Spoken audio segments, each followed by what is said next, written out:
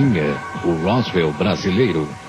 Muitas testemunhas do caso Varginha se negaram a falar. Acharam que poderiam ser persuadidas ou talvez sentiram medo das autoridades. Agora, infelizmente, a quantidade de pessoas que nós temos certeza que avistaram a criatura e se recusam a falar é muito grande. Não sabemos a que processo, ou de constrangimento, ou de solicitação, essas pessoas passaram. Mas, visivelmente, estão instruídas a que não falassem nada. As duas meninas, duas moças, disseram ter visto, né, passando aqui próximo ao batalhão, num local que tem uma mata nativa, e até reserva florestal, elas disseram ter visto um ET. E nós não temos nenhum registro de chegada, não tivemos nenhum contato com ser extraterrestre, não tivemos nenhum contato com o Exército naquele dia.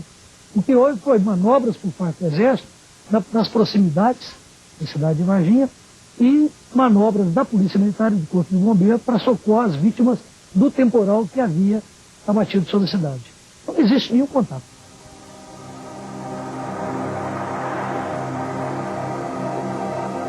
Chega até a assustar ao sabermos da quantidade de gente que realmente teve contato direto com trechos importantes dos acontecimentos e se recusam a falar. Muitas se recusam a falar, inclusive conosco, pesquisadores. E outras já concordam, só que não querem aparecer. Ocorreram vários depoimentos. Testemunhas civis, militares, tanto do Exército quanto da Polícia e do Corpo de Bombeiros. Funcionários de hospitais de Varginha e da cidade de Campinas, no estado de São Paulo. Pesquisadores também da Unicamp de Campinas. Enfim, uma série muito grande de testemunhas que tem lá, é claro, a sua variação de graus de credibilidade e importância. Mas todas essas testemunhas cumprem um papel imprescindível para que nós possamos perceber o desenrolar de diversos fatos dentro deste contexto, que é o caso Varginha. Portanto, o caso não se trata apenas do depoimento das 3 garotas. Ao contrário, nós podemos dizer que há dezenas de pessoas envolvidas com os ufólogos pesquisadores, direta ou indiretamente, que prestaram seu depoimento, sim. O que a gente viu, a gente falou, né? Não diminuímos nem acrescentamos nada. Agora, se eles estão tentando esconder a verdade, é porque eles é cúmplice de alguma coisa, né? Deve ser verdade. Se eles estão tentando esconder, é porque eles sabem que a gente não está mentindo. Não tem culpa de eu ter passado naquele local e ver. Eu vi. E eu acho que eles escondem assim mais por isso, pela população e o medo. Muita gente mudou daqui, que eu tenho certeza que mudou. E eu acho que se falar que é verdade, muita gente vai mudar daqui. Aqueles que têm medo, lógico. Porque muita gente vai ficar para ver o que vai acontecer. Suspeita-se que a criatura que as garotas viram foi capturada minutos depois e levada para o hospital regional. Nesse hospital, que é o Hospital Regional do Sul de Minas, no dia 20 de janeiro, uma criatura capturada à noite foi trazida para cá. Captura essa dada pela Polícia Militar. Por volta de 8, 8h30 da noite, essa criatura deu entrada nesse hospital, sendo interditada toda aquela área do pronto-socorro e os fundos do hospital nas proximidades da enfermaria. Uma movimentação, um aparato muito grande de militares, polícia, interditou praticamente o hospital e a região do hospital naquela noite.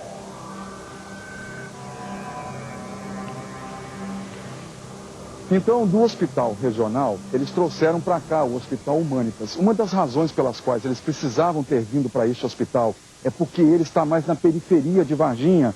E o hospital regional está no centro de Varginha. Eles precisavam, os militares, de um local mais afastado para que um comboio militar pudesse vir tirar este ser extraterrestre daqui sem chamar muita atenção.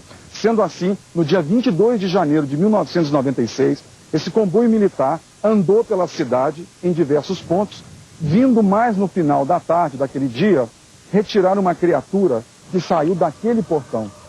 Mais de 15 médicos com máscaras, estetoscópios, porque o cheiro que a criatura exalava era de amoníaco e era muito forte. É uma característica dessas criaturas. Os médicos estavam todos de máscara. Os militares colocaram essa criatura numa maca, depois transferiram para uma caixa de madeira, lacraram com parafusos enrolaram numa lona plástica e colocaram na traseira de um caminhão, que imediatamente saindo daqui, pegou a estrada periférica lá atrás e foi direto para Três Corações, entrando nas instalações da Escola de Sargento das Armas.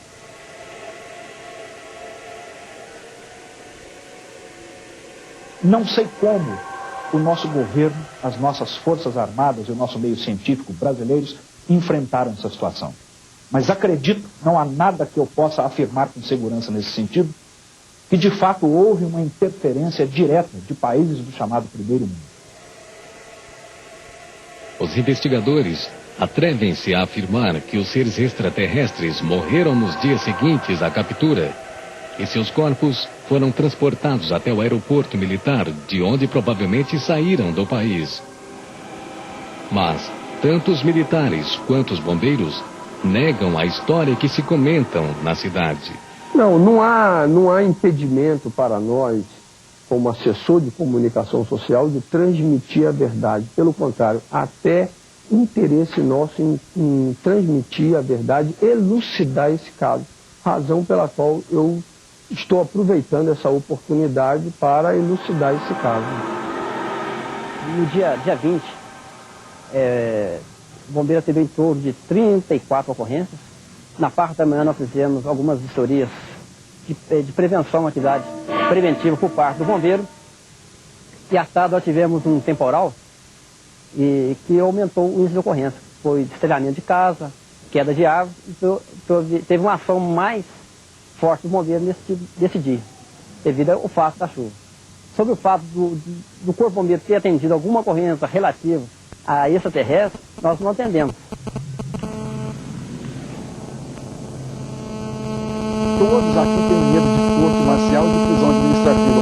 Hoje eles são muito mais simpáticos do que eram antigamente, porque perceberam que a estratégia estava errada. Hoje é mais fácil negar com um sorriso no rosto do que com uma cara de gente brava. Estão faltando com a verdade, estão amplamente envolvidos na captura de seres extraterrestres na cidade de Varginha.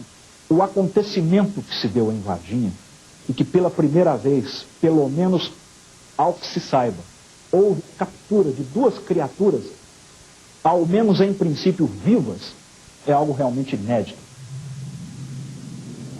Outro incidente que alertou os ufólogos foi a morte repentina de um membro da Polícia Militar, que supostamente participou da captura dos extraterrestres, no dia 20 de janeiro de 1996.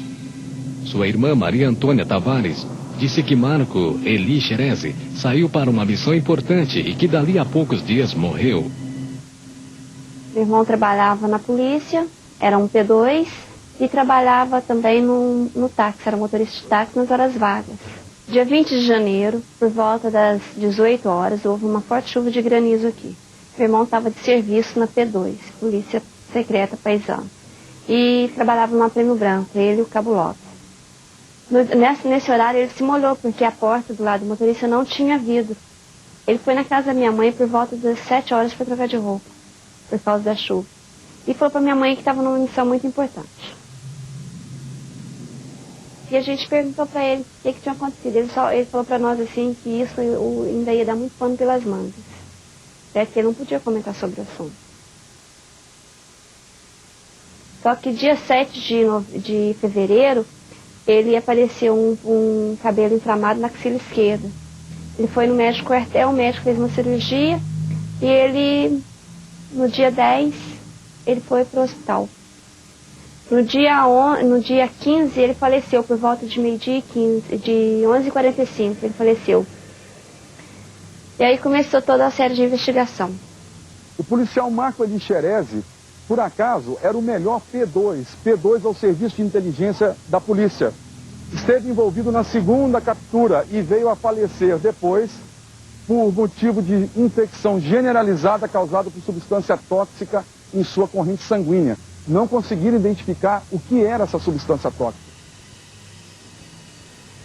Meu irmão, antes de falecer, ele falou para mim o seguinte, que o extraterrestre na cidade, o caso era verdade, certo?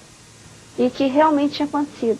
Só que a população de Varginha não tem mente aberta para saber do fato. Por isso que eles não assumem o fato dentro da cidade. O soldado que morreu, que muita gente fala que foi em virtude de contato com o ET, Os médicos que trataram dele desmentem essa versão, tem a versão para a morte do soldado. Nós temos os parceiros daquele soldado que trabalharam com ele no dia, inclusive, né? E que não tem nenhum contato. Agora, muita coisa se levantou. Possível de sido um extraterrestre na cidade de Varginha?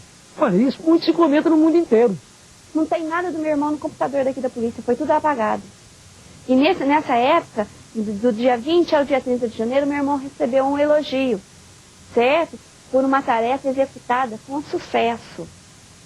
Esse elogio não pôde sair para a guarnição, não. Foi só lá para eles. Por quê?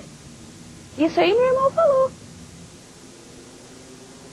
Alguns meses depois, em abril daquele mesmo ano, a senhora Terezinha, de 64 anos, viu uma criatura estranha durante uma festa que aconteceu no zoológico de Varginha.